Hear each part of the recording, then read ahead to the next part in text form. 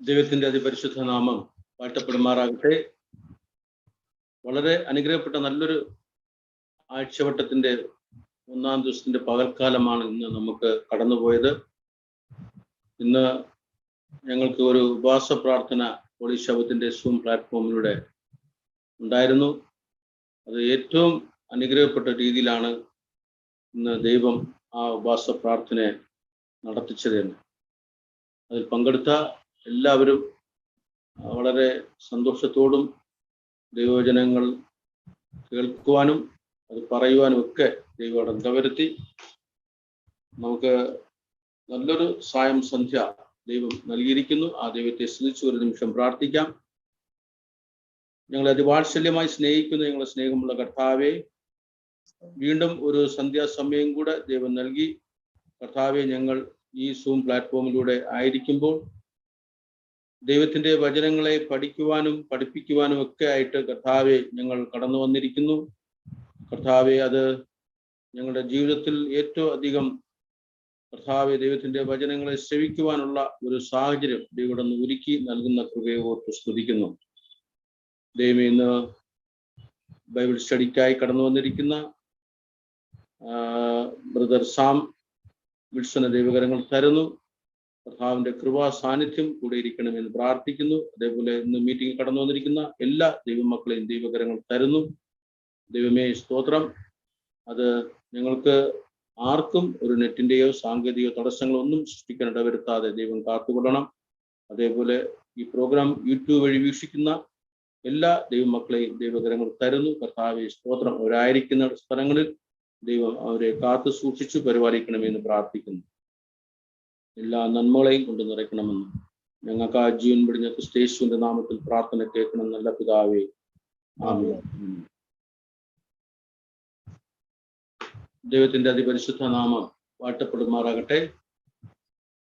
വളരെ സന്തോഷം നിറഞ്ഞ നല്ലൊരു പകൽക്കാലമാണ് ദൈവം ഇന്ന് നമുക്ക് നൽകിയത്. അത് അത്രമാത്രം മനോഹരമായിരുന്നു ഇന്നത്തെ ഉപവാസ പ്രാർത്ഥന. അതിൽ പങ്കെടുത്ത എല്ലാവരും വളരെ സന്തോഷത്തിലും ആത്മീയമായ തുകയും ഉണ്ടായി എന്നുള്ളത് വാസ്തവമായ കാര്യമാണ്. അങ്ങനെ നല്ലൊരു പകൽക്കാലം ദൈവം നമുക്ക് നൽകി. അതിനുശേഷം വീണ്ടും നമുക്ക് ഈ ഹോളി ശബത്തിന്റെ സൂം പ്ലാറ്റ്ഫോമിലൂടെ ദൈവത്തിന്റെ വചനങ്ങളെ ശ്രവിക്കുവാനും അത് പഠിപ്പിക്കുവാനുമായി നമുക്ക് ഒരുമിച്ചായിരിക്കാൻ ദൈവം ഇടവരുത്തി. ഇന്ന് ഈ മീറ്റിംഗ് കടന്നു വന്നിരിക്കുന്ന എല്ലാ ദൈവമക്കളെയും ദൈവകരങ്ങളിൽ അർപ്പിച്ചുകൊണ്ട് അവർക്ക് സ്വാഗതം അർപ്പിക്കുന്നു. കൂടാതെ ഇന്ന് നമ്മോടൊപ്പം ദൈവവചനം സംസാരിക്കുന്നത് ബ്രദർ സാം വിൽസൺ അവരുകളാണ്. അദ്ദേഹത്തെയും ഈ മീറ്റിംഗിലേക്ക് സ്വാഗതം ചെയ്തുകൊള്ളുന്നു. നമുക്ക് നമ്മുടെ മീറ്റിംഗിന്റെ ആരംഭമായി സിസ്റ്റർ ശോശാമ ആൽബർട്ടുമായിട്ട് ഒരു ഗാനം കേൾക്കാം. അതിനുശേഷം നിർമ്മല സിസ്റ്റർ ബൈബിൾ റീഡിംഗ് നടത്തി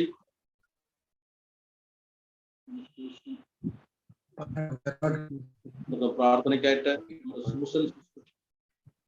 ഓക്കെ നമുക്ക് പാട്ട് പാടാം. ഓക്കെ, പാട്ട് പാടിക്കൂ.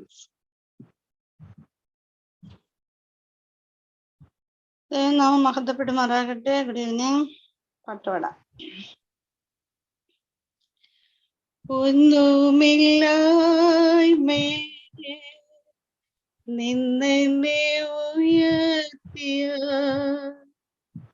നിൻ സ്നേഹം ഓർക്കുമ്പോ നന്ദിയാൽ പാടും ഞാൻ.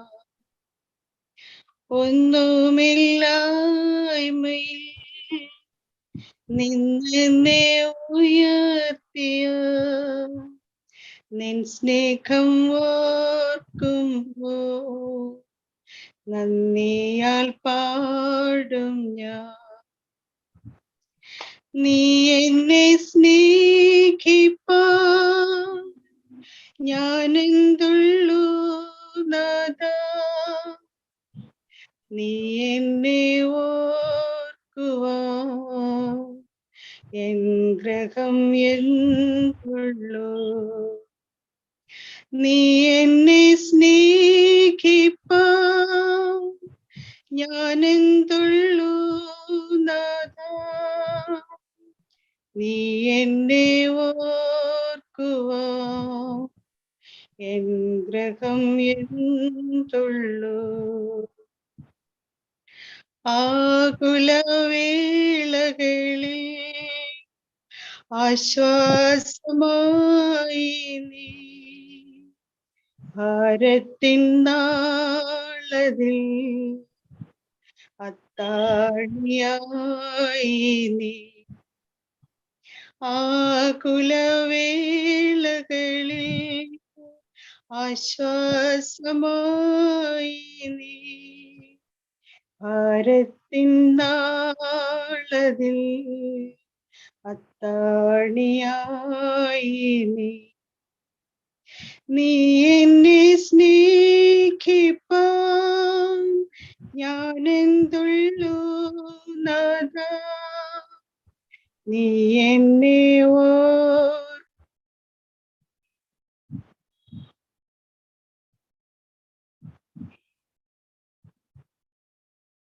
ആമേൻ. സ്തോത്രം. മനോഹരമായി എന്തൊരു ഗാനം ആലപിച്ച ശോഷം സിസ്റ്റർ ദൈവങ്ങൾ അനുഗ്രഹിക്കട്ടെ. നമുക്കിപ്പോൾ നിർമ്മല സിസ്റ്റർ ബൈബിൾ നടത്തി സൂസൻ സിസ്റ്റർ വന്നിട്ട് പ്രാർത്ഥിക്കുന്നതായിരിക്കും.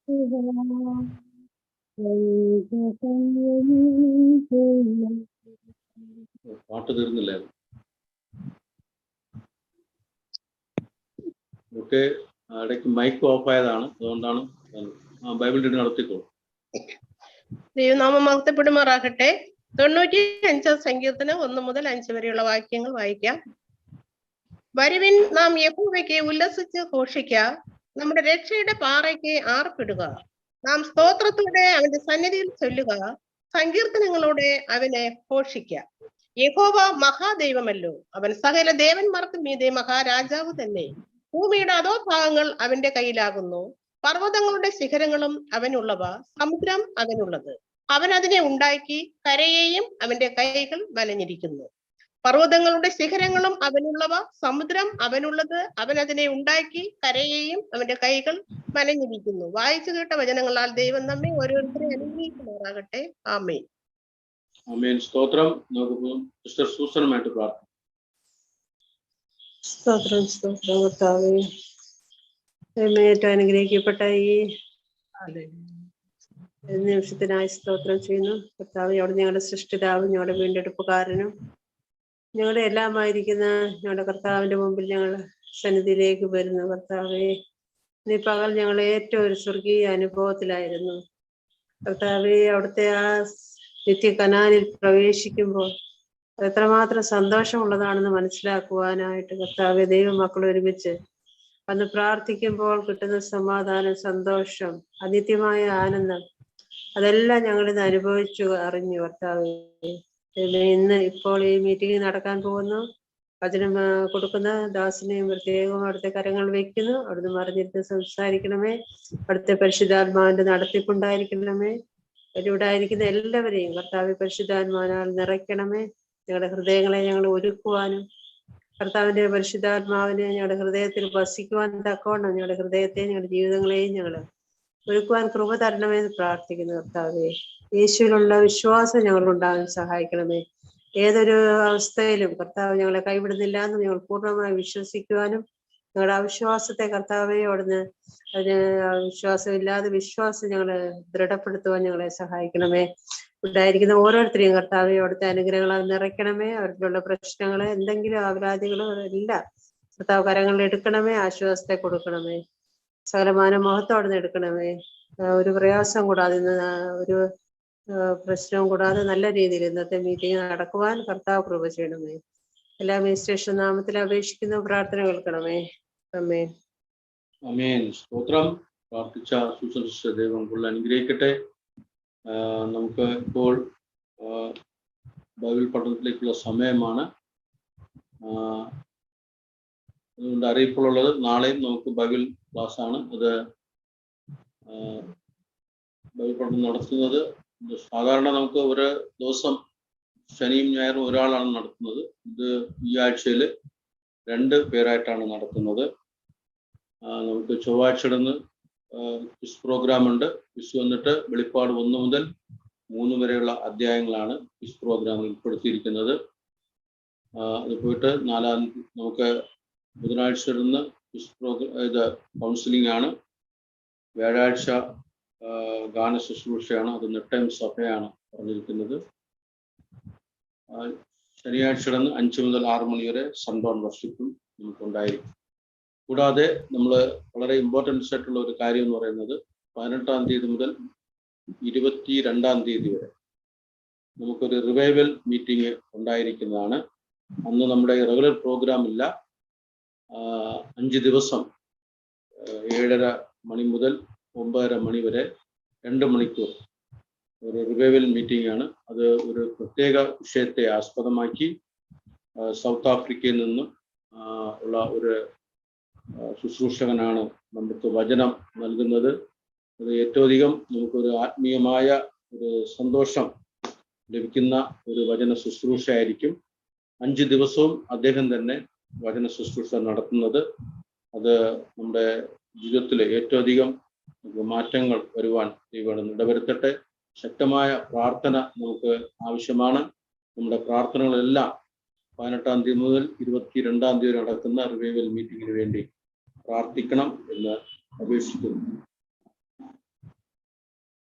ഇന്ന് വചനം സംസാരിക്കുന്നത്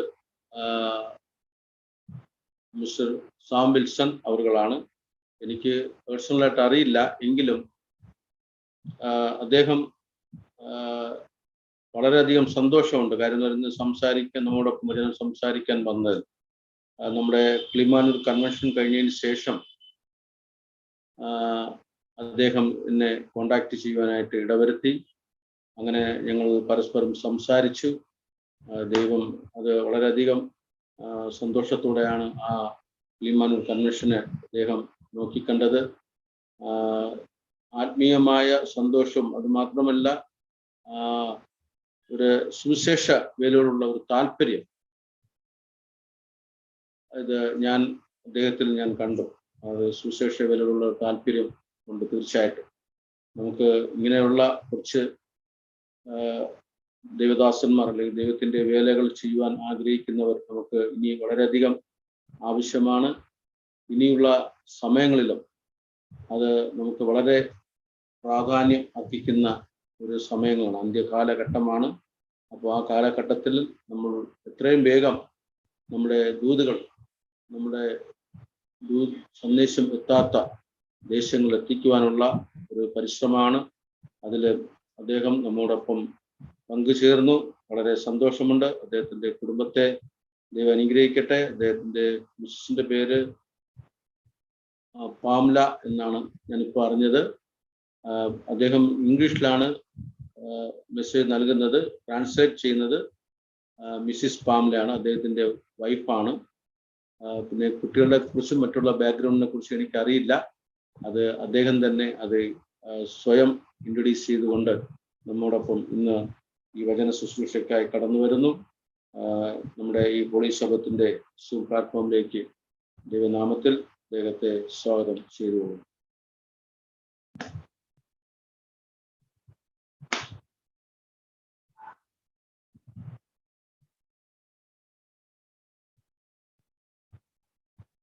sir. Hello, good evening. Good evening. Can good you evening, hear sir. me? Good evening, sir. Good evening. Good evening, sir. Good evening. കേൾക്കുന്നുണ്ടോ? Can you hear me? കേൾക്കാം, പക്ഷേ കുറച്ച് sound ഇതുണ്ട്. നെറ്റിന്റെ പ്രോബ്ലം ആണെന്ന് തോന്നുന്നു.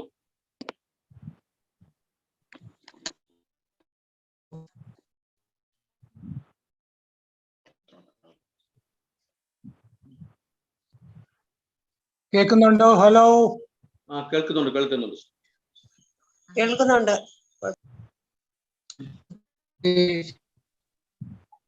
Okay, thank you. Start. Okay, start. Sir, video on ചെയ്യാൻ പറ്റുന്നുണ്ടെങ്കിൽ വീഡിയോ ഓൺ ചെയ്യുക. നെറ്റിന്റെ പ്രോബ്ലം വീഡിയോ ഓൺ ചെയ്താൽ ചെറിയൊരു പ്രോബ്ലം ഉണ്ട്. We are having a little difficulty. ഇവിടെ സിഗ്നൽ കുറവായതുകൊണ്ട് I will not be putting the video on. Okay, sir. Okay. Don't mind.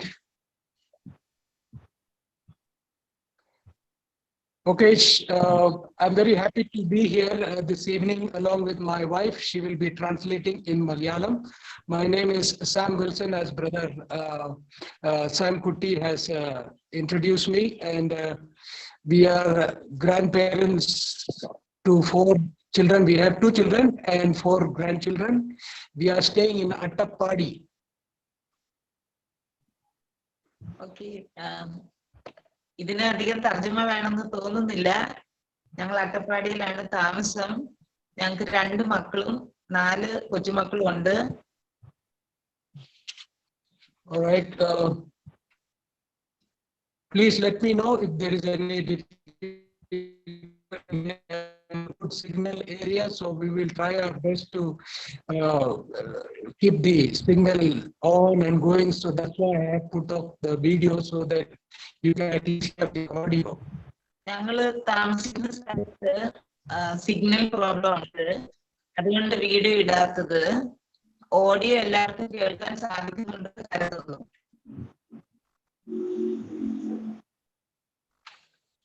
കേൾക്കുന്നുണ്ട്.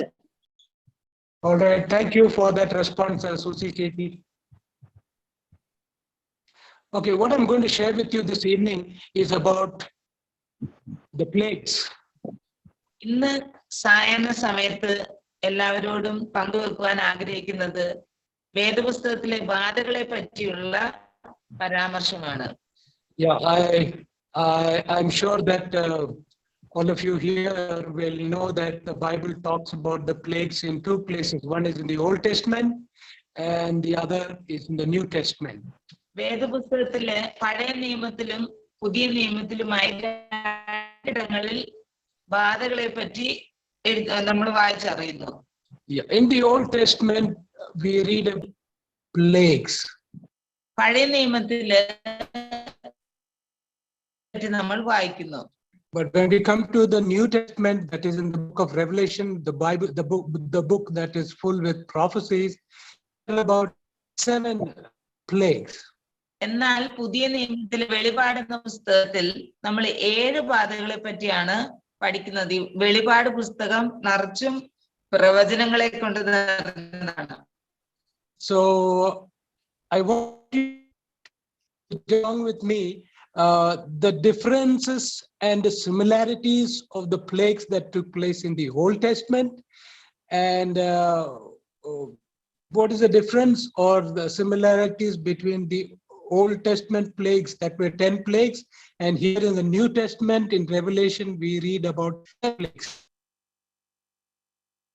10 ബാധകൾ നടന്നതായിട്ടും ഇസ്രായേൽ മക്കളെ വിടുവിക്കാൻ, അതുപോലെ പുതിയ നിയമത്തിൽ വെളിപാട് പുസ്തകത്തിൽ 7 ബാധകളെ പറ്റി പറയുന്നു.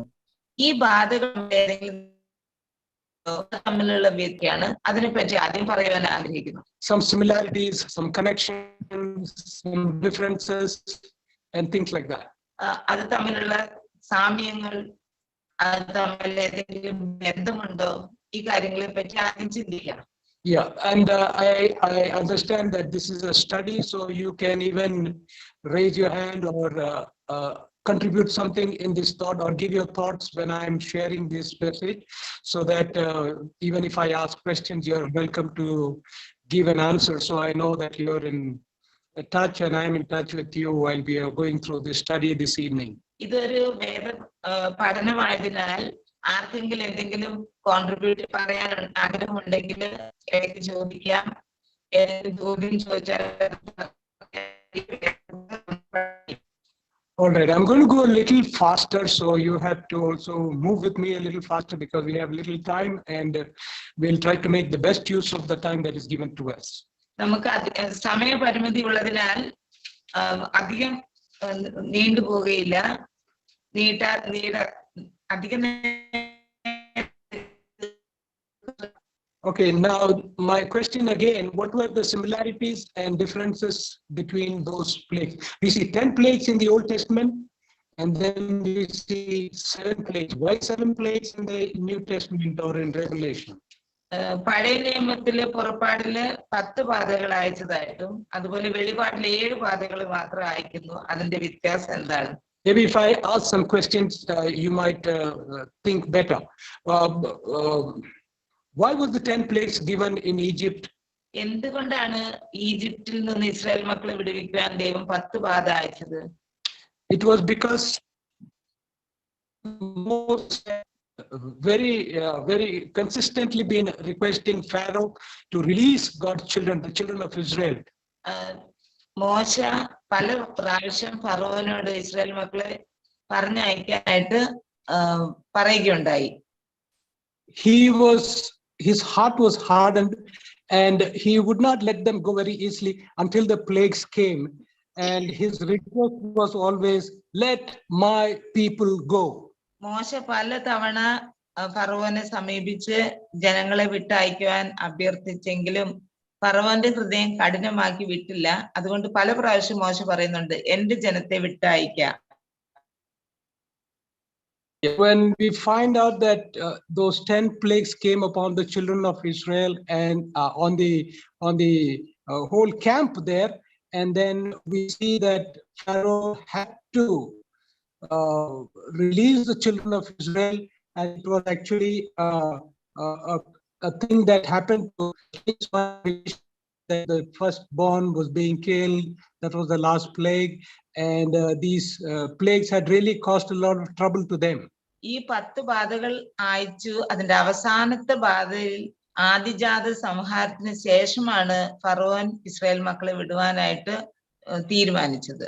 Now, in these similarities and similarities that we're going to see here, we see that the 10 plagues came on the children of Israel, but out of those 10 plagues, only 7 fell totally on the Egyptians. The first 3 did not fall on a separate segregated group, but the first 3 fell on everyone. But the last, or the 4th onwards till 10, the plagues fell only on the Egyptians. That means 7 plagues fell on the Egyptians alone. ഈ 10 ബാധകളിൽ അവസാനത്തെ 7 ബാധകൾ ഈജിപ്ഷ്യൻസിനെ മാത്രമേ ബാധിച്ചുള്ളൂ. Yes, and we also see that these plagues are going to come back again in the end of the history of this world. ഈ ലോക ചരിത്രത്തിന്റെ അവസാന ഘട്ടത്തും ഇതുപോലെ നമുക്ക് 7 ബാധകളെ പറ്റി അറിയുവാൻ ദൈവവചനത്തിൽ എഴുതിയിട്ടുണ്ട്. It's going to become the last thing that is going to happen on the earth after the plague.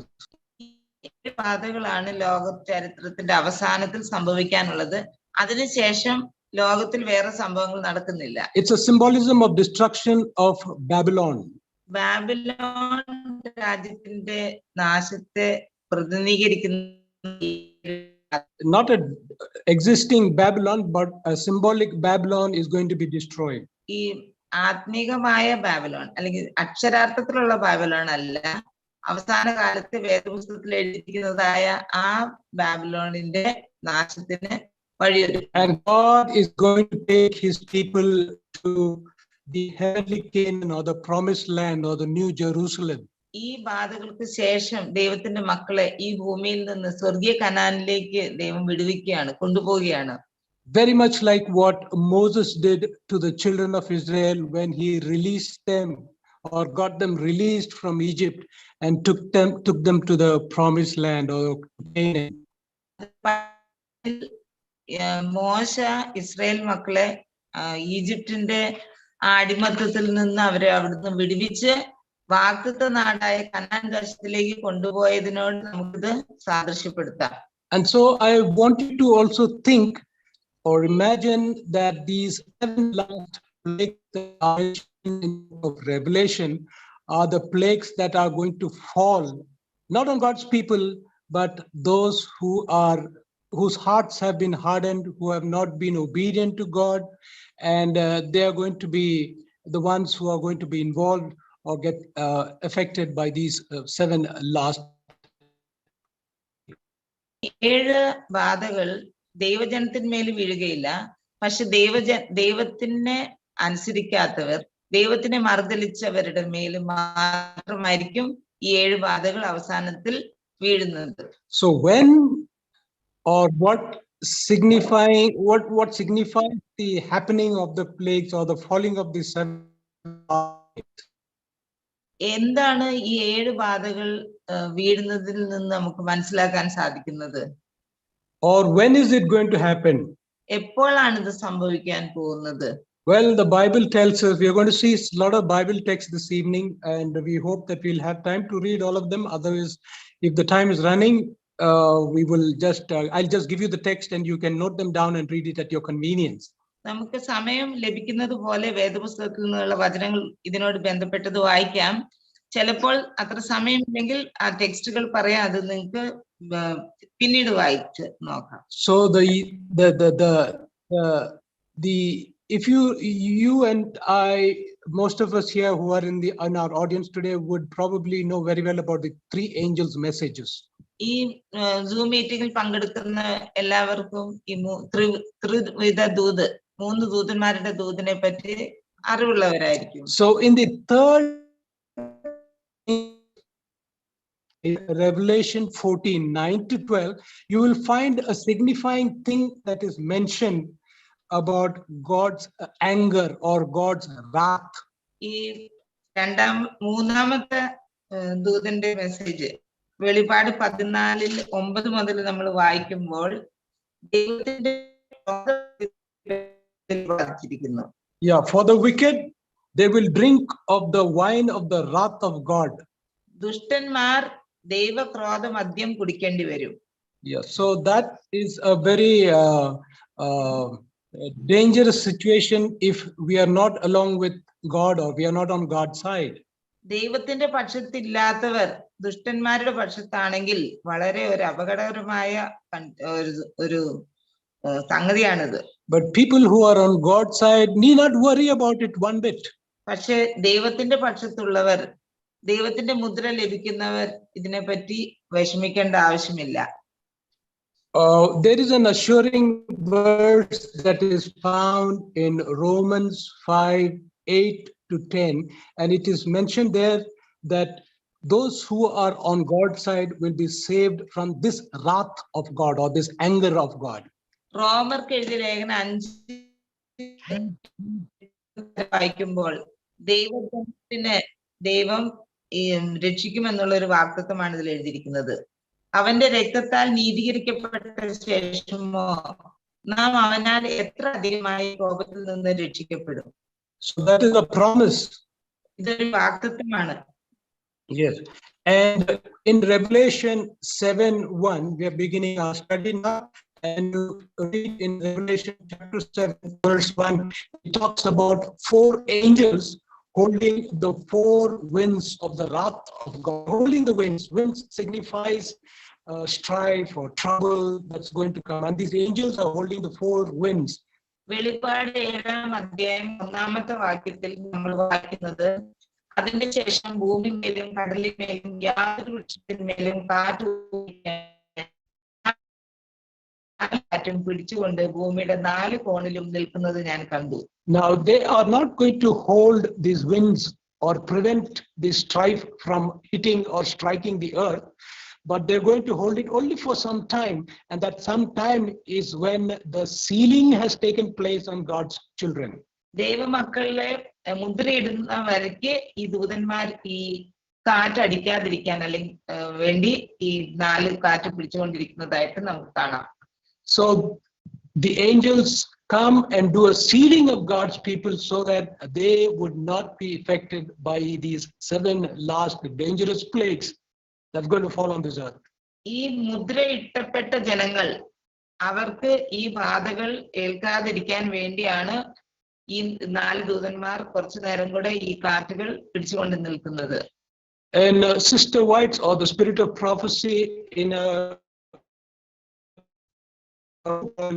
early writings on page number 282, you find a chapter there called the Time of Trouble.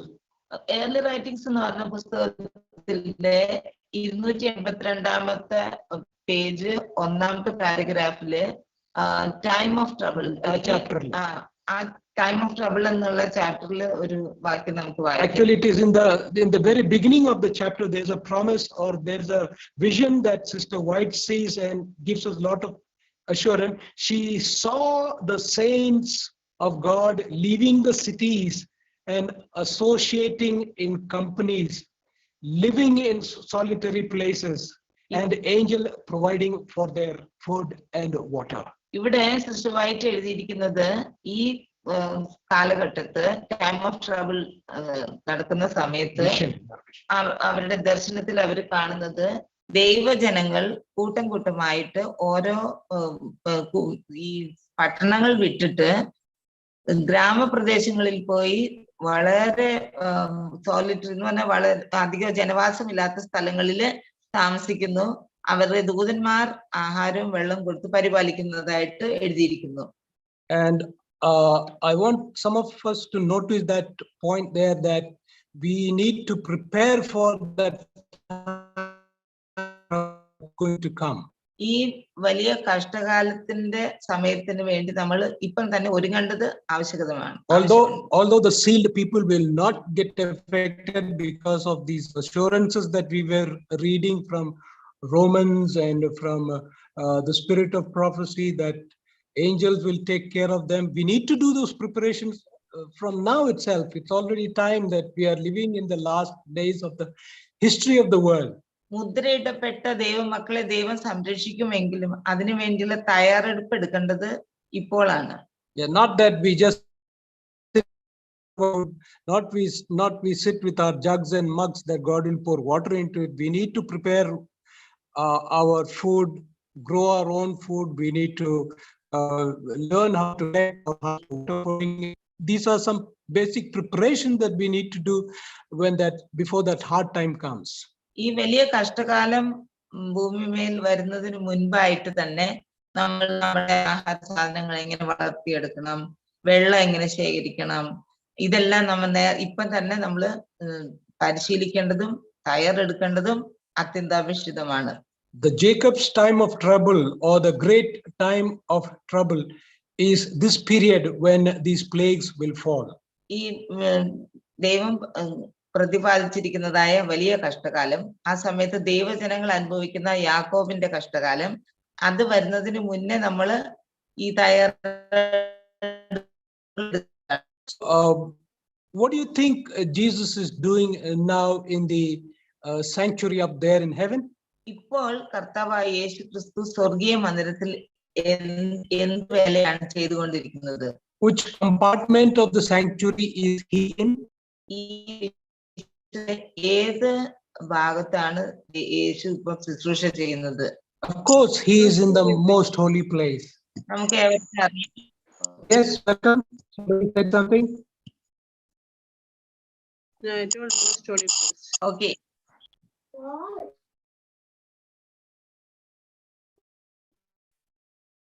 Okay, I couldn't hear you very clearly.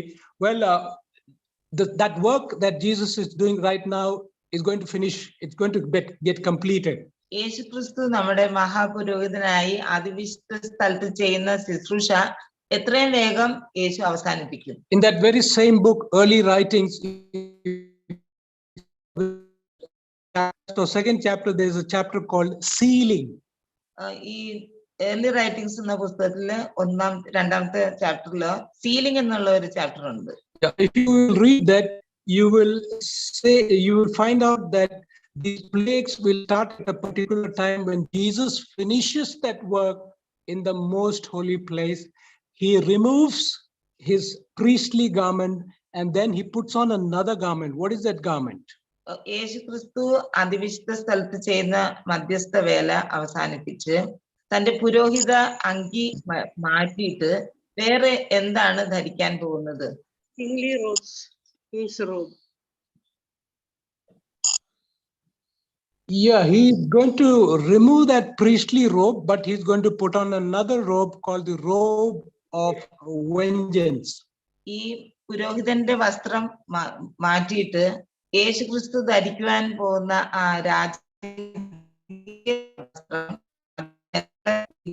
അല്ലെങ്കിൽ ന്യായവിധി നടത്താൻ അല്ലെങ്കിൽ ദൈവക്രോധ മദ്യം ദൈവത്തെ അനുസരിക്കാത്തവർക്ക് നൽകുവാൻ ready ആകുന്ന വസ്ത്രം മാറലാണ്. Yeah, just like how we read about it in the third angel's message, where he is going to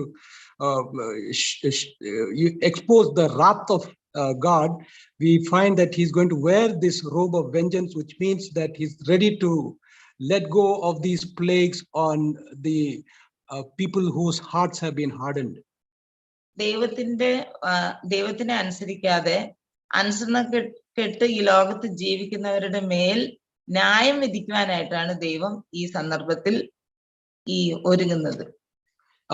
As you read that chapter on sealing, it gives us so much light in understanding what Revelation also tells. It tells about some tests that will come on God's people.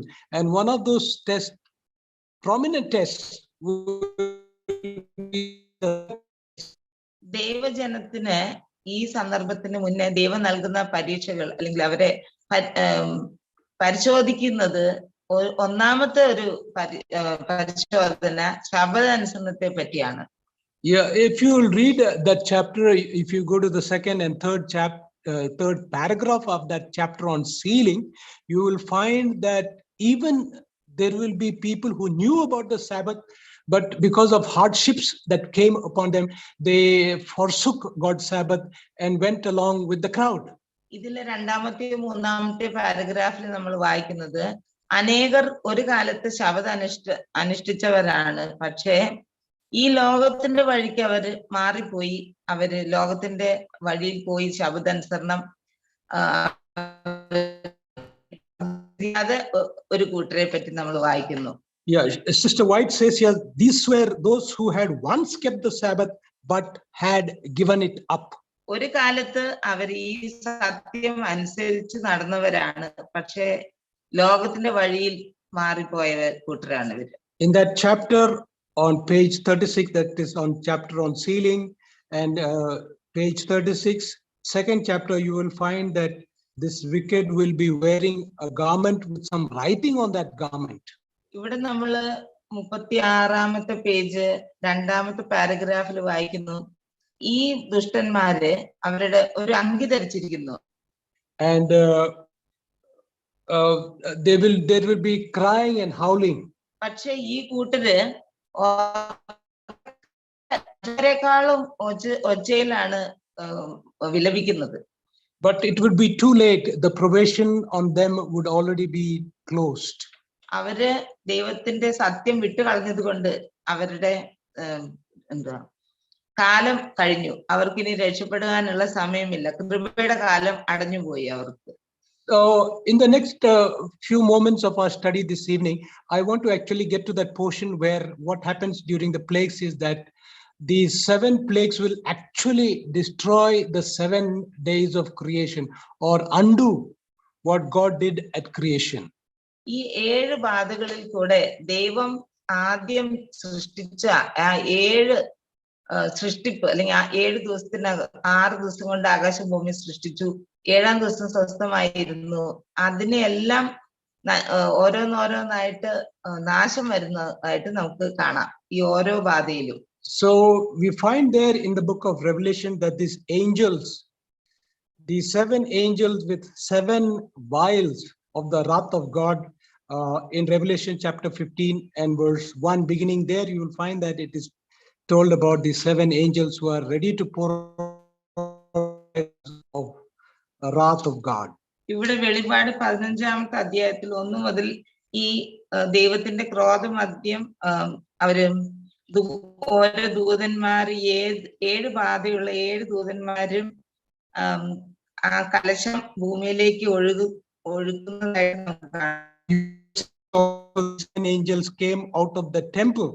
7 ബാധയുള്ള 7 ദൂതന്മാരും ഈ ദൈവത്തിന്റെ മന്ദിരത്തിൽ നിന്ന് പുറപ്പെട്ടു വരുന്നതായിട്ട് 6-ാമത്തെ വാക്യത്തിൽ നമ്മൾ വായിക്കുന്നു. So when does this plague fall? Actually, it falls after probation.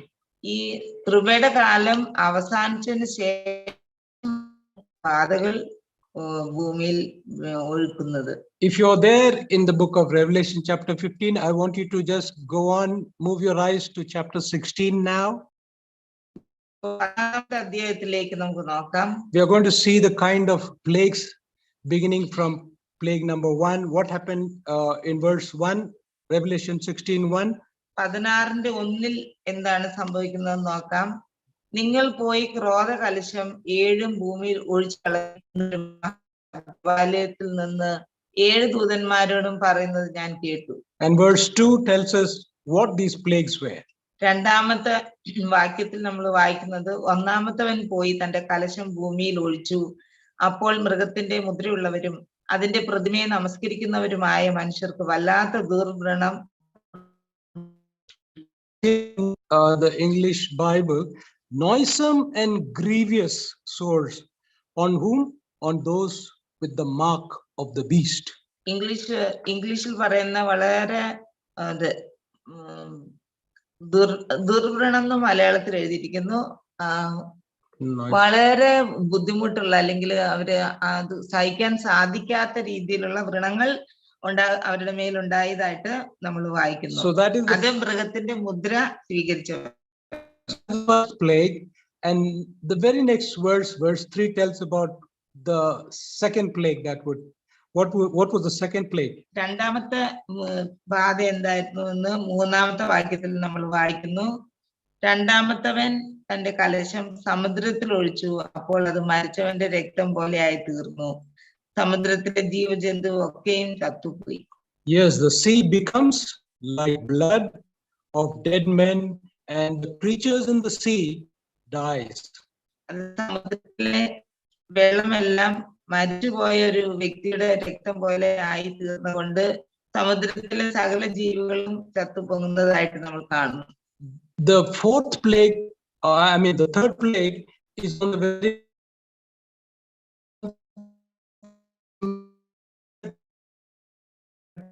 in the third plague, the rivers and fountains actually become like blood. മൂന്നാമത്തെ ദൂതൻ, അത് നാലാമത്തെ വാക്യത്തിൽ നമ്മൾ വായിക്കുന്നത്, മൂന്നാമത്തെ ദൂതൻ തന്റെ കലശം നദികളിലും നീരുറവുകളിലും ഒഴിച്ചു, അവ രക്തമായി തീർന്നു. Now you need to skip 5 about a time period when the church was persecuted, but we are going to skip that because we don't have time for going into detail of that. But in verse 8, you will find the fourth plague mentioned there. The sun scorching men with fire and heat, and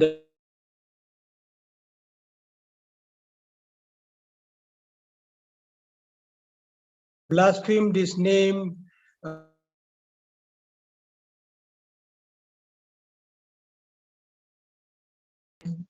ഡീപ്പായിട്ട് നമ്മൾ പോകുന്നില്ല.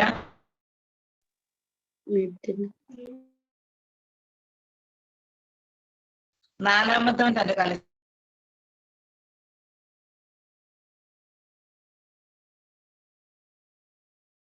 Pause here for a while at the fourth.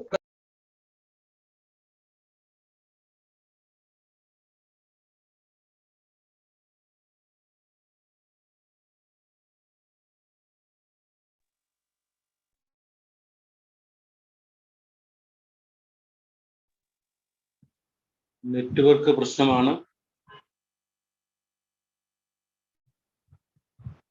പ്രാർത്ഥിക്കുക എല്ലാവരും network clear ആകാൻ വേണ്ടി. Hello, I'm here.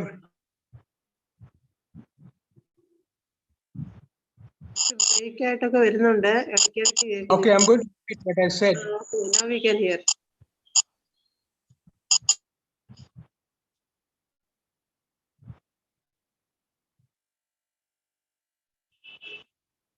What I'm trying to show you on how these plagues actually undo what God did at creation. നാലാമത്തെ ബാധയെ പറ്റി പറഞ്ഞിരുന്നു. അതിനുശേഷം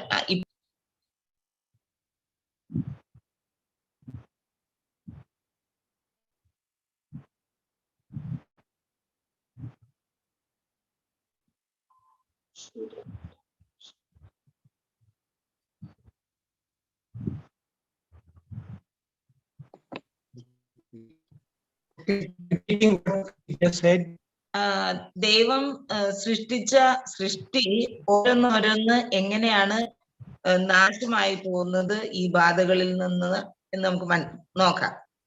Okay, and now you will find that it is not only John the Revelator who saw this destruction that was done by the plague, but we are going to see people like, or prophets like Daniel, Jeremiah, Ezekiel, Isaiah, and Joel. These are prophets who mentioned about what they had foreseen regarding the plagues. യോഹന്നാൻ മാത്രമല്ല, വേദപുസ്തകത്തിലെ മറ്റു പ്രവാചകന്മാർ ഈ പറഞ്ഞ പോലെ Daniel, യെരമ്യാവ്, എസെക്കിയേല്, യെശയ്യാവ്, യോവേൽ എന്നീ പ്രവാചക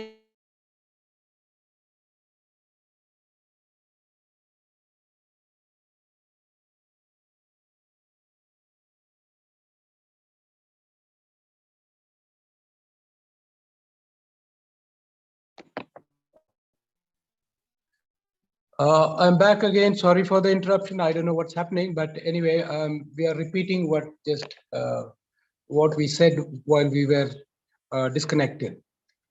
ഇപ്പോൾ നമ്മൾ പറഞ്ഞത് ഈ യോഹന്നാൻ വെളിപാടിൽ പറയുന്നത് കൂടാതെ ദാനിയേല്, യെരമ്യാവ്, യെഹെസ്കേല്, യെശയ്യാവ്, യോവേൽ എന്നീ പ്രവാചകന്മാർ ഈ ബാധയ്ക്ക് ശേഷം അല്ലെങ്കിൽ ഈ സമയത്ത് ഭൂമിയുടെ അവസ്ഥയെ പറ്റി എന്താണ് പ്രതിപാദിച്ചിരിക്കുന്നതെന്നോ നമുക്ക് ചിന്തിക്കാം. Yeah, you know that text in Genesis 1 and 2 very well without looking. In the beginning, God created heaven and the earth, and the earth was without form, it was void, and things like that. നമുക്ക് ഉൽപ്പത്തി 1-ാമത്തെ അധ്യായത്തിൽ ആകാശം ഭൂമി സൃഷ്ടിച്ചു, ഭൂമി പാഴയും ശൂന്യമായിരുന്നു എന്ന് നമ്മൾ വായിക്കുന്നു. Now I want you to just, if you have your Bibles there, just look at Jeremiah 4:23. യെരമ്യാവ് 4:23 നമ്മൾ എന്താണ് വായിക്കുന്നതെന്ന് നോക്കാം.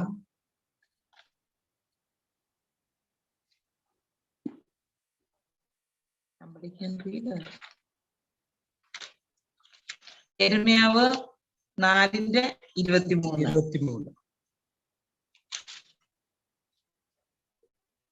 ഇവിടെ നമ്മൾ വായിക്കുന്നത്, ഞാൻ ഭൂമിയെ നോക്കി അതിനെ പാഴും ശൂന്യവുമായി കണ്ടു, ഞാൻ ആകാശത്തെ നോക്കി അതിന് പ്രകാശമില്ലായിരുന്നു. It sounds like, if reading it in English or Malayalam, it almost sounds very similar like Genesis 1:1 and 2. ഇത് നമ്മൾ വായിക്കുമ്പോൾ ഉൽപ്പത്തി 1-ാമത്തെ അധ്യായം 1-ഉം 2-ഉം വായിക്കുന്ന പോലെ ഇരിക്കുന്നു. Yeah, and you will see in verse 26 that it is mentioned here in verse 26 of the same chapter. It mentioned that by his fierce anger or his wrath, these things were destroyed. 26-ാമത്തെ വാക്യത്തില് എന്തുകൊണ്ട് ദൈവം ഈ ഭൂമിയെ ഇപ്രകാരമാക്കി എന്നുള്ളത് വായിക്കാം. ഞാൻ നോക്കി ഉദ്യാനം മരുഭൂമിയായി തീർന്നിരിക്കുന്നത് കണ്ടു, അതിലെ പട്ടണങ്ങളൊക്കെയും യഹോവയാൽ അവന്റെ ഉഗ്രകോപം ഹേതുവായി ഇടിഞ്ഞു പോയിരിക്കുന്നു. So I want to draw your attention to what God created on the first day. What was his first thing that he created? നിങ്ങളുടെ ശ്രദ്ധ ഞാൻ ഇതിനോട് കൊണ്ടുവരാൻ ആഗ്രഹിക്കുന്നു.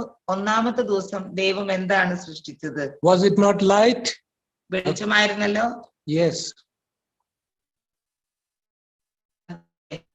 You will find that verse again. I want you to not miss that point in verse 23 of Jeremiah chapter 4. It is told that there was no light. The end of the verse tells, and there was no light. 23-ാം വാക്യത്തിന്റെ അവസാന ഭാഗത്ത് പറയുന്നത്, ആകാശത്തെ നോക്കി അതിന് പ്രകാശമില്ലായിരുന്നു. So you find that the first thing that God created was light, and Jeremiah is seeing forward many years before this is going to happen, that the plague had actually destroyed light. ദൈവം ആദ്യം വെളിച്ചം ഉണ്ടാകട്ടെ എന്ന് കൽപ്പിച്ചു. പക്ഷെ യെരമ്യാവ് ഭാവിയിലേക്ക് നോക്കിയിട്ട് ഈ ഭൂമി ഇരുളായിരിക്കുന്നതായിട്ട് കാണുന്നു, വെളിച്ചം ഇല്ലാതെയായി ഒരവസ്ഥ. I am taking these things that God created on the first, second, third, fourth day, and so on, and compare it with the plagues and show you that how these plagues had undone the things that God created in the beginning of the universe. ഈ ഭൂമിയെ ദൈവം സൃഷ്ടിച്ച സമയത്ത് ദൈവം സൃഷ്ടിച്ച ഓരോന്നും ഈ plague, ഈ ബാധകൾ മുഖാന്തരം അത് നശിപ്പിക്കപ്പെട്ടു, ഇല്ലാതെ ആകുന്നതായിട്ട് നമ്മൾ കാണുന്നു. So first day he created light, and we saw that Jeremiah has also foreseen in advance, many years before that light had gone out. ദൈവം വെളിച്ചം ആദ്യം സൃഷ്ടിച്ചു. പക്ഷേ ഇവിടെ യിരെമ്യാവ് പറയുന്നത് ഭൂമി പ്രകാശമില്ലാതെ ഇരുളായി തീർന്നതായിട്ട് പറയുന്നു. What was God's creation on the second day? രണ്ടാമത്തെ ദിവസം ദൈവം എന്താണ് സൃഷ്ടിച്ചത്? ആകാശവിധാനം. Yes, that is separating. ഭൂമിയെയും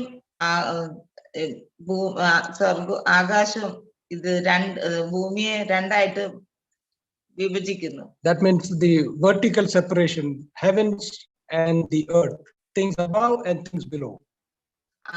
മേലെ ആകാശത്തിന്റെ മേലെ I want you to go to Revelation chapter 6 and read verses 12 and 13. Revelation chapter 6, verse 12, 13, and maybe even 14. And we get an understanding of what happened to the firmament. ഈ ആകാശത്തിന് അവസാനം എന്ത് സംഭവിക്കും എന്നുള്ളതിനെ പറ്റി അറിയുവാൻ വെളിപാട് 6-ാമത്തെ അധ്യായം 12 മുതൽ 14 വരെയുള്ള വാക്യങ്ങൾ നമുക്ക് വായിക്കാം. 6-ാം മുദ്ര പൊട്ടിച്ചപ്പോൾ വലിയൊരു ഭൂകമ്പം ഉണ്ടായി. സൂര്യൻ കരിമ്പടം പോലെ കറുത്തു. ചന്ദ്രൻ മുഴുവനും രക്തതുല്യമായി തീർന്നു. അത്തിവൃക്ഷം പെരുങ്കാറ്റ് കൊണ്ട് കുലുങ്ങിയിട്ട് കായ് ഉതിർക്കും പോലെ ആകാശത്തിലെ നക്ഷത്രങ്ങൾ ഭൂമിയിൽ വീണു. പുസ്തകച്ചുരുൾ ചുരുട്ടും പോലെ ആകാശം മാറിപ്പോയി. എല്ലാ മലയും ദ്വീപും സ്വസ്ഥാനത്തു നിന്ന് ഇളകിപ്പോയി. If you find out that, or you will think in your mind, oh, 12 and 13 are things that happened. Stars fell, the moon became like blood. Well, these were some things that happened already. But when you come to verse 14, you will actually find out heaven departed like a scroll. We find that in English Bible. And what about the earth? It talks about every mountain and island moved out of place. Don't miss minute details. Heaven being departed like a scroll, and every mountain and island moved out of place. This has not happened. This is going to happen. നമ്മളിവിടെ വായിക്കുമ്പോൾ 12-ഉം 13-ലും സൂര്യൻ കരിമ്പടം പോലെ ഇരുണ്ടു, ചന്ദ്രൻ രക്തതുല്യമായതൊക്കെ നമ്മൾ നേരത്തെ സംഭവിച്ചതായിട്ട് നമ്മൾ ചിന്തിക്കും. അതുപോലെ നക്ഷത്രങ്ങൾ വീണതും. പക്ഷേ 14-ാമത്തെ വാക്യത്തിൽ നമ്മൾ ആകാശം മാറിപ്പോകുന്നു, സ്വസ്ഥാനത്ത് നിന്ന് ഇളകി പോകുന്നതുമായിട്ടുള്ളതും വായിക്കുന്നു. ഇത് ഇതുവരെ സംഭവിച്ചിട്ടില്ല. Okay, now let me just ask you a question. If you're thinking and you're moving along and find these things very interesting in the sense that what these plagues are doing to God's creation is, here's the question: if the atmosphere is destroyed, is it capable of holding human life? Absolutely not. If atmosphere is not there, or the firmament is not there, it is not possible that there could be living things on this earth, because we can't breathe without a firmament, right? I want you to read also or take note of Isaiah 34:4. Isaiah chapter 34 and 4, talking about living things. ഈ ആകാശവിധാനം ചുരുൾ പോലെ നീങ്ങിപ്പോയി കഴിഞ്ഞാല് ജീവനുള്ളത് എന്തെങ്കിലും ഭൂമിയിൽ ശേഷിക്കുമോ? നമുക്ക് യെശയ്യാവ് 34-ന്റെ 4-ാമത്തെ വാക്യം വായിച്ചു നോക്കാം. ആകാശത്തിലെ സൈന്യമെല്ലാം അലിഞ്ഞു പോകും, ആകാശവും ഒരു ചുരുൾ പോലെ ചുരുണ്ടു പോകും, അതിലെ സൈന്യമൊക്കെയും മുന്തിരിവള്ളിയുടെ ഇല വാടി പൊഴിയുന്നത് പോലെയും അത്തിവൃക്ഷത്തിന്റെ കായ് വാടി പോകുന്നത് പോലെയും പൊഴിഞ്ഞു പോകും. So what Isaiah is also seeing here is of all the hosts. In English it says all the hosts shall fall down. ഇവിടെ യെശയ്യാവും എന്താണ് ഭാവിയിൽ സംഭവിക്കാൻ പോകുന്നത്? ആകാശത്തിലെ ഓൾ ദ ഹോസ്റ്റ്, സകല സൈന്യവും ഇല്ലാതെയാകും എന്ന്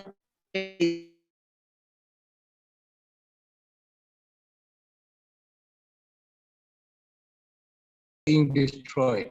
രണ്ടാം ദിവസം ദൈവം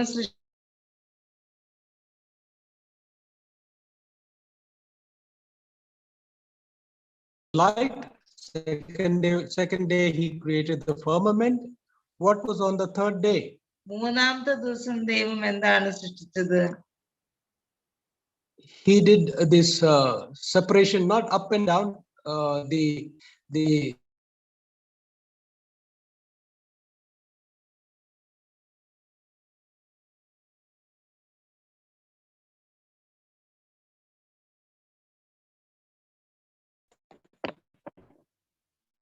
back again here after that little pause or break here. My question was, what did God create on the third day? He created, or he separated vegetation and trees. Plants and trees.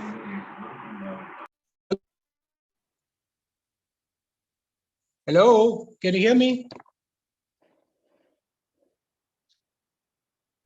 There is I some hope- disturbance, but it's okay. You're hearing it. Yeah. Okay, thank you for that response.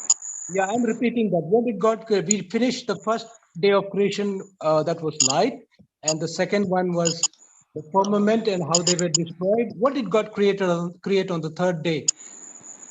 ഒന്നാമത്തെ ദിവസം വെളിച്ചം, അത് നശിപ്പിക്കപ്പെട്ട ആകാശവിധാനം. മൂന്നാമത്തെ ദിവസം ദൈവം എന്താണ് ചെയ്തത്? He made these trees and vegetation. ദൈവം വെള്ളം ഒരു ഭാഗത്ത് കൂടിട്ട് ഉണങ്ങിയ നിലം വരട്ടെ എന്ന് പറഞ്ഞിട്ട് ഉണങ്ങിയ നിലത്ത് അതാത് തരം ഫലം കായ്ക്കുന്ന സസ്യങ്ങളും വൃക്ഷങ്ങളും ദൈവം സൃഷ്ടിച്ചു. Now we are going to see if these plagues had touched these things or destroyed the vegetation and trees from Revelation chapter 16 and verse 16 is where we began with the plagues, all right? Revelation 16:8, the scorching sun. വെളിപാട് 16:8 ഈ സസ്യലതാദികളെ ദൈവം സൃഷ്ടിച്ചതിന് എന്താണ് ഈ ബാധകളുടെ സമയത്ത് സംഭവിക്കുന്നത് നമുക്ക് വായിക്കാം. നാലാമത്തെ തന്റെ കലശം സൂര്യനിൽ ഒഴിച്ചു. അപ്പോൾ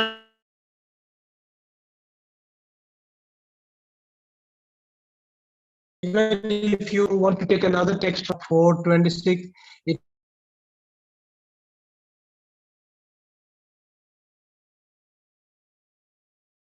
യെരമ്യാവിൽ നമ്മൾ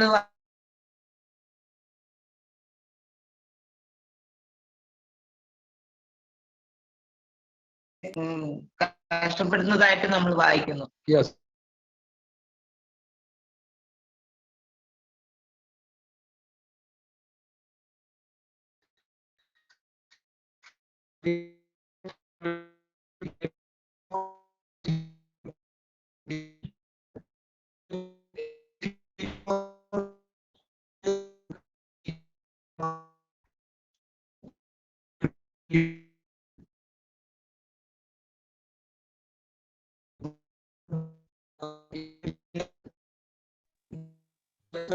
നെറ്റ്വർക്ക് പ്രോബ്ലം ഉണ്ട്, ഒന്നും കേൾക്കുന്നില്ല. നമ്മുടെ മീറ്റിംഗ് വൈൻഡപ്പ് ചെയ്യേണ്ട സമയമായിട്ടുണ്ട്. ഒന്ന് ഷോർട്ടായിട്ട് പറഞ്ഞ് ക്ലോസ് ചെയ്യുക.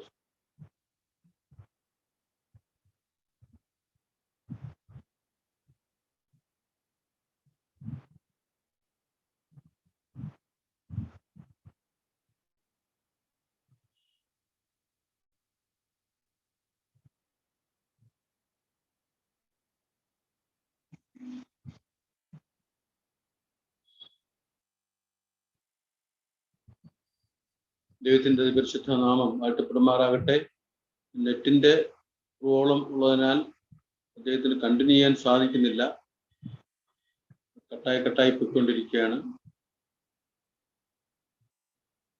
നല്ല മെസ്സേജ് ആയിരുന്നു, പക്ഷെ അത് നല്ല രീതിയിൽ അത് നൽകുവാനായിട്ട് സാധിക്കാതെ വന്നു. നെറ്റിന്റെ പ്രോബ്ലമാണ്.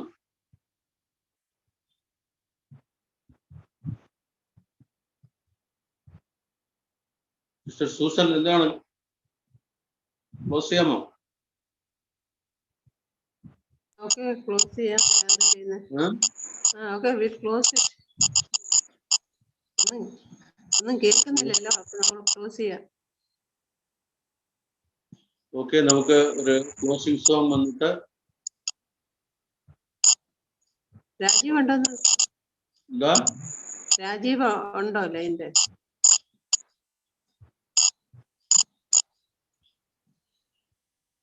Hello, Sam Bilson sir. Yes, sir. Network problem ഉണ്ട്, ടൈമും നമുക്ക് ഓവറായിട്ടുണ്ട്.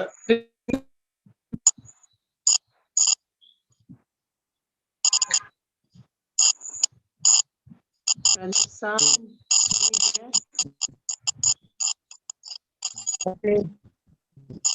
Ending my message with one thought, a question. How long do you think that these plagues will last on the earth? അവസാനമായിട്ട് 5 മിനിറ്റിൽ ഞാൻ അവസാനിപ്പിക്കാൻ ആഗ്രഹിക്കുന്നു. ഒരു ചോദ്യം അവസാനമായിട്ട്, എത്ര നാള് ഈ ബാധകൾ ഭൂമിയിൽ ഉണ്ടാകും? Yeah, I would think there is a clue from Revelation itself. It might be approximately.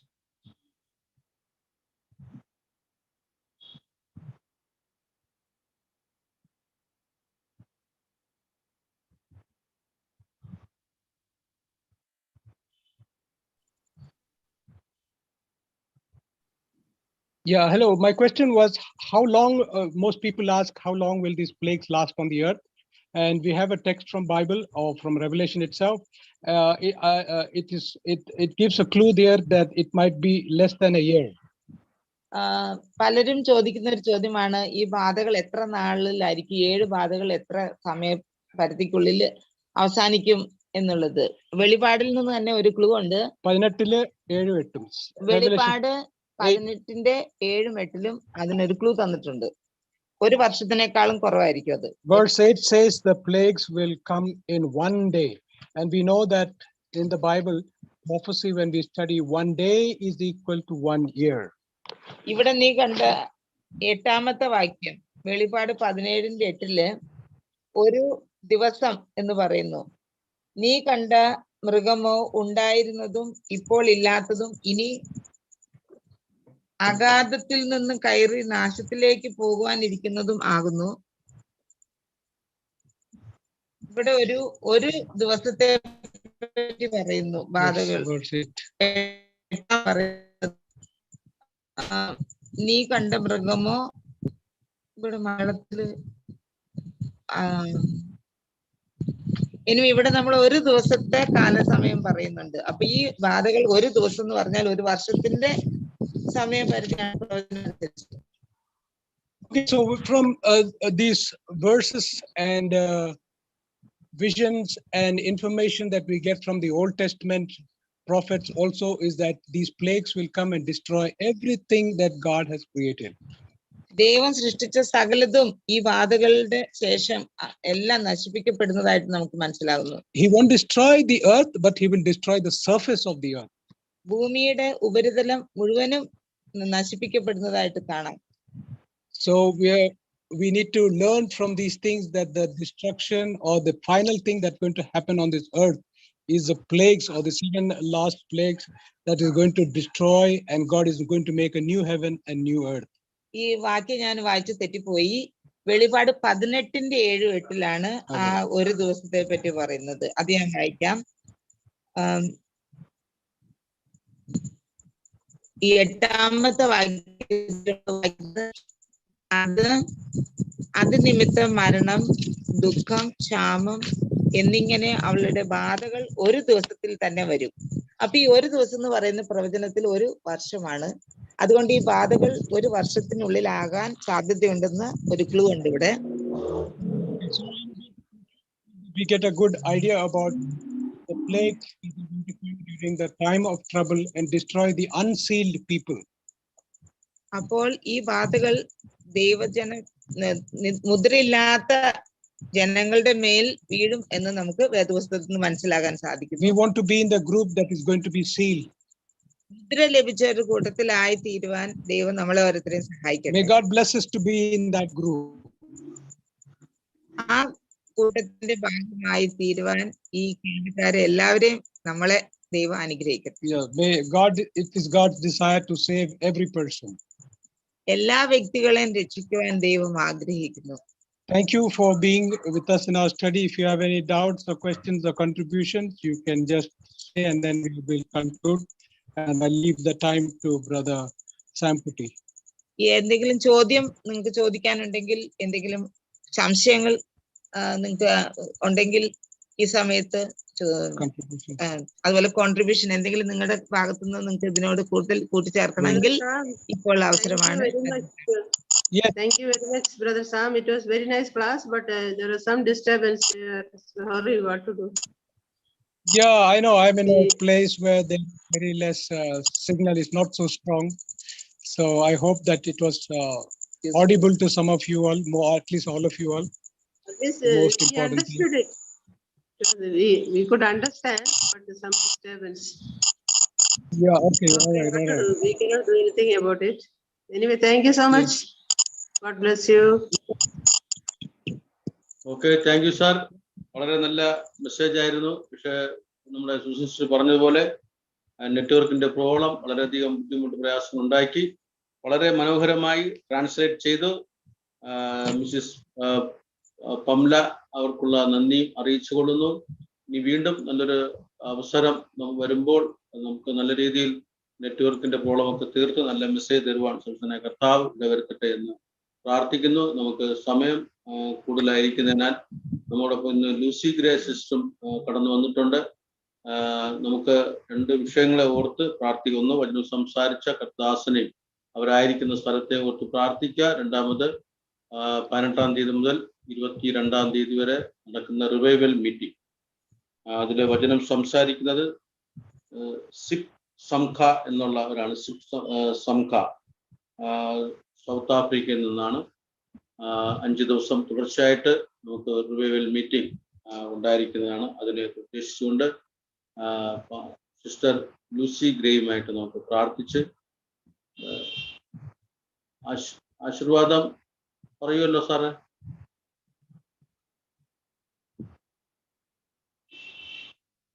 Wilson sir പറയുമല്ലോ, ആശീർവാദം പറയില്ലേ? ഓക്കെ, നമ്മുടെ ഇബ്രാഹിം പാസ്റ്റർ ഉണ്ടോ?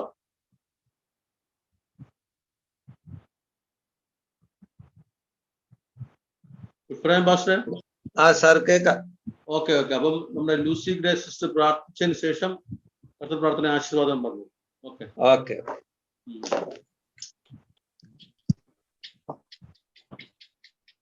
Sister Lucy Grey, mic on ചെയ്തോളൂ.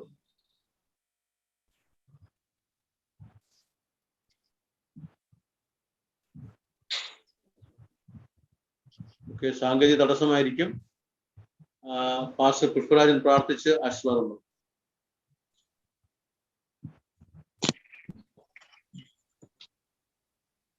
കേൾക്കാവോ? കേൾക്കാം. പ്രാർത്ഥിക്കാം. മഹാപരിശുദ്ധനും നിത്യനും നീതിമാനുമായിരിക്കുന്ന സ്വർഗീയ വാഴ്ചപ്പെട്ട നല്ല ദൈവമേ കർത്താവേ, ദൈവമേ നല്ല രാത്രിക്കായി സ്തുതിക്കുന്നു. ദൈവമേ കഴിഞ്ഞ നാളുകളിൽ എന്ന പോലെ ഇന്നും ദൈവമേ രാത്രികാലം അല്പസമയം ദൈവത്തിന്റെ വചനങ്ങളോടൊപ്പം ആയിരിക്കാൻ ദൈവം അവസരം ഒരുക്കി നീ കേട്ടതായ വചനങ്ങളാൽ ദൈവമേ കേട്ട ഓരോ പ്രിയപ്പെട്ടവരെയും ദൈവം ശക്തീകരിക്കാൻ ബലപ്പെടുത്തുകയും ചെയ്യണമേ. വചനത്തിലെ ആഴമേറിയ മർമ്മങ്ങളെ അടിയങ്ങൾക്ക് ഏവർക്കും മനസ്സിലാക്കുവാൻ അവിടുത്തെ പരിശുദ്ധാത്മാവിന്റെ കൃപ അവിടുന്ന് പകർന്ന ഓരോ പ്രിയപ്പെട്ടവരെയും ദൈവ നാമത്തില് കർത്താവിന്റെ വീണ്ടും വരവിനായി ഒരുക്കുവാൻ ദൈവം ഇടയാക്കണമേ.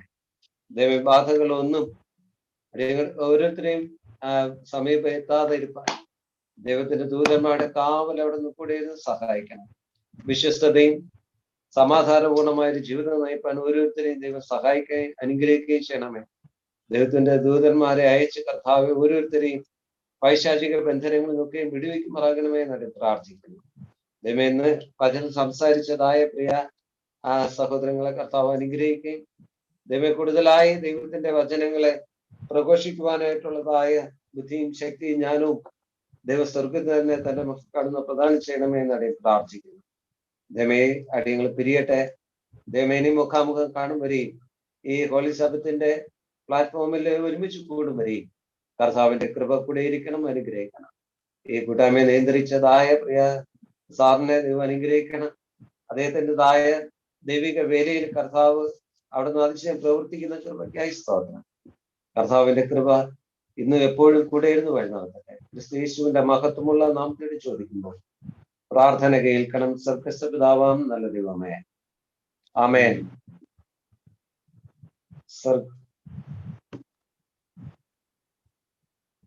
സ്വർഗസ്ഥനായ ഞങ്ങളുടെ പിതാവേ, തിരുനാമം വിശുദ്ധീകരിക്കപ്പെടണമേ, തിരുരാജ്യം വരയണമേ, തിരുഷ്ടം സ്വർഗത്തിലെ പോലെ ഭൂമിയിലുമാകണമേ. അടിയൾക്ക് ആവശ്യമുള്ള ആഹാരം തരണമേ. ഞങ്ങളുടെ കടക്കാരോട് ഞങ്ങൾ ക്ഷമിച്ചിരിക്കുന്ന പോലെ ഞങ്ങളുടെ കടങ്ങളെ ഞങ്ങളോട് ക്ഷമിക്കണമേ. പരീക്ഷയിൽ കടത്താതെ സകല ദുഷ്ടങ്ങളിൽ ഞങ്ങളെ വിധിക്കണം. എന്നാൽ രാജ്യവും ശക്തിയും മഹത്വവും ഇത് ഉദയിക്കും അങ്ങേക്കുള്ളതല്ലോ.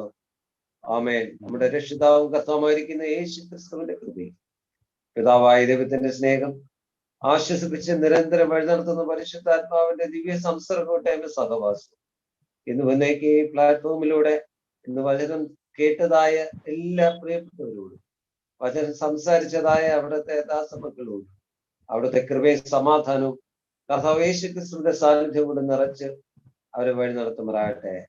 ആമേൻ. ആമേൻ. സ്തോത്രം. പ്രാർത്ഥിച്ച പാസ്റ്റർ നന്ദി അറിയിച്ചോളുന്നു. അതേപോലെ ഇന്ന് വചനം സംസാരിച്ച മിസ്റ്റർ സാം വിൽസൺ അവരുകളെയും ട്രാൻസ്ലേറ്റ് ചെയ്ത മിസ്സിസ് പംല അവരുകളെയും ദൈവം കൂടുതൽ അനുഗ്രഹിക്കട്ടെ. ദൈവത്തിന്റെ വേലകൾ ധാരാളമായി ചെയ്യുവാൻ കർത്താവ് ഇടവരുത്തട്ടെ പ്രാർത്ഥിക്കുന്നു. കടന്നു വന്ന എല്ലാവരെയും ദൈവം കൂടുതൽ അനുഗ്രഹിക്കട്ടെ. നല്ലൊരു ശുഭരാത്രിയും ശുഭനിദ്രയും ആശംസിച്ചുകൊള്ളുന്നു. നാളെ വീണ്ടും നമുക്ക് 8:30 രാത്രി കടന്നു വരാം. നാളെ നമ്മോട് വചനം സംസാരിക്കുന്നത് VT തോമസ് അവരുകളാണ്. കാനഡയിൽ നിന്നാണ്. നാളെ ട്രാൻസ്ലേഷനില്ല, മലയാളി തന്നെ, മലയാളത്തിൽ തന്നെ നമുക്ക് ബൈബിൾ പഠനം നടത്തുന്നതാണ്. ഓക്കെ, ദൈവം അനുഗ്രഹിക്കട്ടെ. ദൈവത്തിന്റെ കൃപയും സാന്നിധ്യം കൂടെ ഇരിക്കുവാൻ ദൈവം വരുത്തട്ടെ. നാളെ നമ്മുടെ ഒരു റിവൈവൽ മീറ്റിംഗ് പറഞ്ഞിട്ടുണ്ട്, 18-ാം തീയതി 22-ാം തീയതി വരെ. അതിനുവേണ്ടി നിങ്ങൾ എല്ലാവരും നിങ്ങളുടെ കുടുംബ പ്രാർത്ഥനയിലും ഓർത്തുകൊള്ളുവാൻ